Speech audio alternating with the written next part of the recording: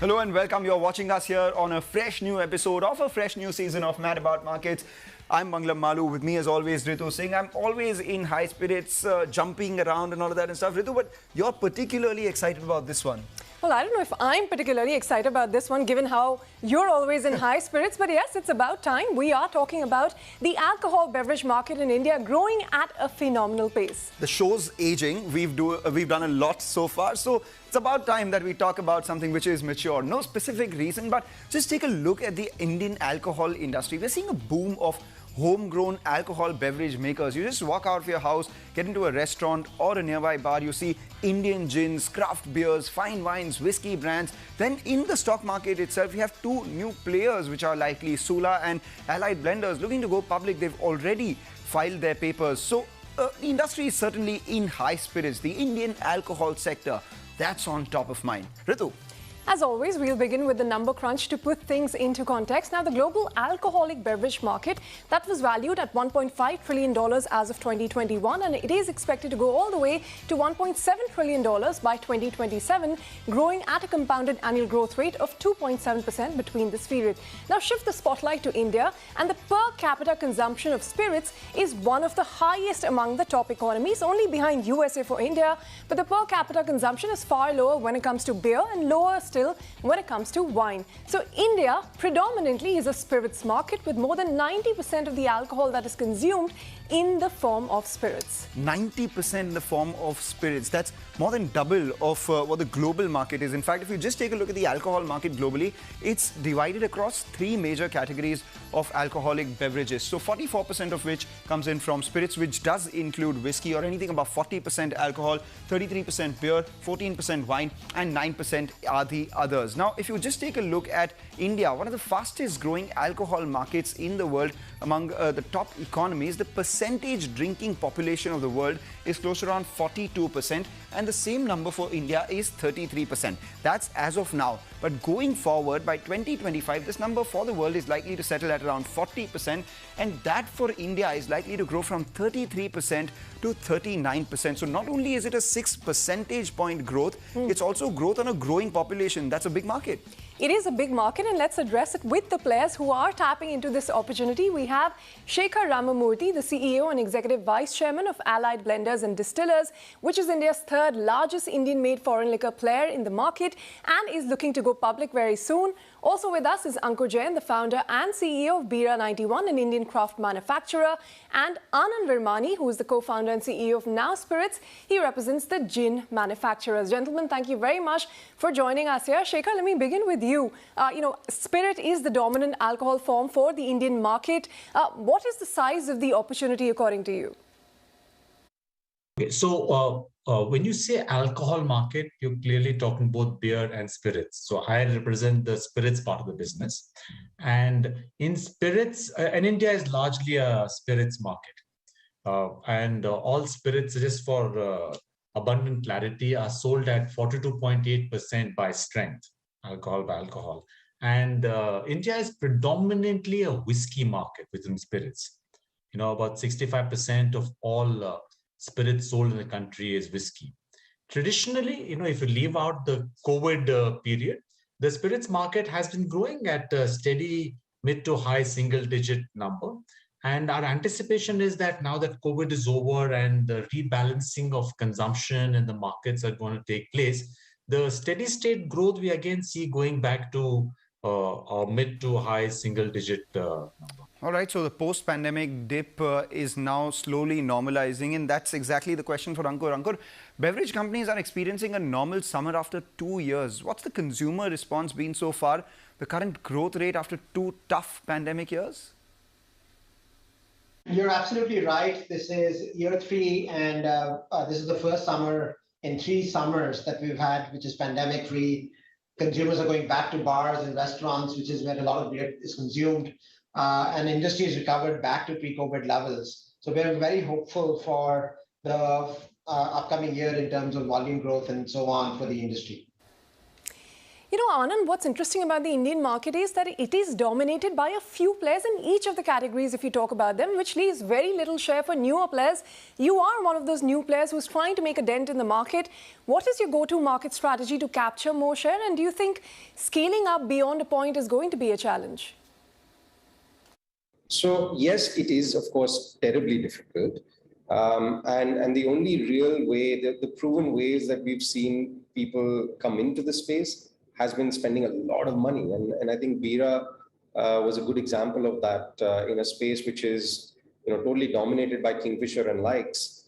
Bira was able to come in and really create a niche and operate within that niche, which was just premium to Kingfisher, etc. For a long while until Kingfisher decided to respond, and they responded with the likes of Ultra and Ultra Wheat and all that. So it's certainly very difficult to challenge, the larger players, which is why large players have traditionally succeeded. And even for us, when we joined, when we started the gin business, it was a bit of a daunting one to say that we're definitely going to get crowded out by the likes of Blue Ribbon or Gordon's or Bombay Sapphire for that matter. But I guess because gin, if you look at it from a macro perspective, because gin was only 1%, we were kind of given freedom, or people didn't necessarily look at us with that much seriousness until it got to a point where we were already starting to dominate in the bar space and the off-trade space. So not so much in M&A, but recently, for example, we got a minority investment from Diageo or USL. So it's good in that sense that we've been able to kind of build a brand without necessarily getting crowded out. Not that attempts were not made to kind of elbow us out of the market.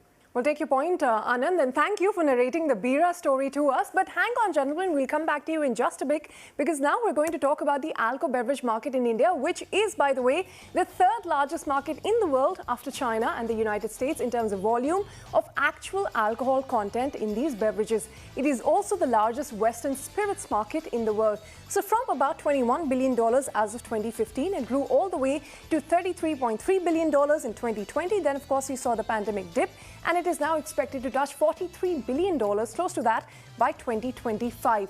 This is as per a Technopak study. Now, the market is very much dominated by spirits, in which Indian-made foreign liquor contributes close to 68% in value terms overall, followed by beer because of the larger volume, 16%, and country liquor, 13%, followed by the others. So that, in sum and substance, is how Indians consume their alcohol. That's the formal market, so I would assume that country liquor in the informal market would be a lot more. But that's a telling stat. 7 out of 10 bottles are Indian-made foreign liquor. Indian alcohol market has been dominated by the high alcohol content spirits, and which is what makes it the third largest market in terms of the total alcohol which is consumed. But if you just take a look at the market, from close to around 727 million cases in 2010, it went all the way up to 1 billion cases in 2020. There was a bit of a dip, so it's currently close to around 890 million cases, and it's likely to go ahead and cross 1.2 billion cases, or 1229 million cases by 2025 itself. The Indian alco beverage market is projected to grow at a compounded rate of 8% in volumes for the period FY21 to FY25. And how does that compare with the world? 1.5%.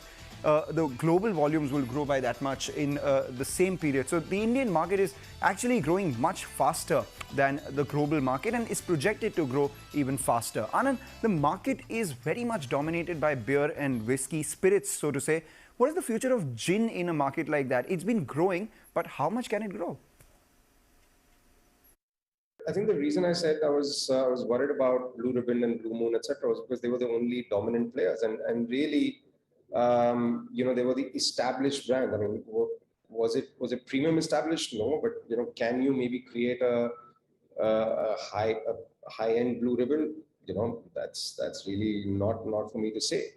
But we were unsure of whether bars who were pouring Blue Ribbon would gravitate towards a brand which they would have to pay 2 times or 3 times the amount for. And thankfully, that's happened.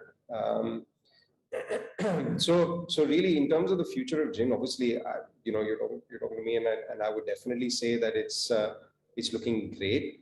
The reason I say that is because of the way we've been tracking consumer demand. It's not going away, and it's not something which kind of at a peak of interest and then kind of dies out. It's something that that is real, that is consistently growing year on year, and we're seeing growth across the market. Okay, from gin, let's go to beer again. And Ankur, we heard from Anand earlier how Bira disrupted the market, forcing Kingfisher to come out with new brands. How did a young company like yours get the brand building right and distribution right to be able to capture the market? And what's been your go-to strategy? So our strategy has been to really focus on a few markets, but get to double-digit shares in those markets as quickly as possible. While we are present in over 30 states, almost 80% of our revenue comes from 8 states, and that's deliberate and that's by design. I think it's a very tough market given the complexity of regulation, given the sort of interstate barriers that are there in this industry. It's not a very easy market to get critical mass in, and therefore for new entrants, I think one of the key strategies to deploy is to ensure that you have a strategy to enter into multiple states, but get to critical mass and defendable market shares as quickly as possible. So now that the industry is so big and so is the potential, what are the players in the market doing, or what are they making? As per Statista, the total revenue in the alcoholic drinks market in India amounted to close to around $47.5 billion in 2022, or that's what it's likely to be. It is expected to grow annually by roughly 9%, high single digit, as Shekhar spoke about, to cross $61 billion by 2025. So that's the kind of market that we're looking at in India. Well, the Indian spirits market is controlled by the top 2 spirits companies of the world. We have Diageo as well as Pernod Ricard. The top 3 players in the spirits market control close to 50% of the market, and that's actually the case in all the other segments as well. The top 3 beer players in the market control close to 80% of the beer market by volume, and similar is the case for wines as well. If you take a look at the wines, the top 3 players, which is Sula, Grover as well as Fratelli, they have 80% of the wine market by value. There is a long tail of players in each of these segments with regional strong players, especially in the spirits market, and then there is plenty of players in the listed space too. Of course, the biggest of them all we know, United Breweries as well as United Spirits. We have Tilak Nagar Industries, GM Breweries from the broader markets as well. Radico Khaitan has been making a lot of strides. And then we have Associated Alcohol and Breweries too. 2 new players looking to go public, and we have one of them with us. Shekhar is with us.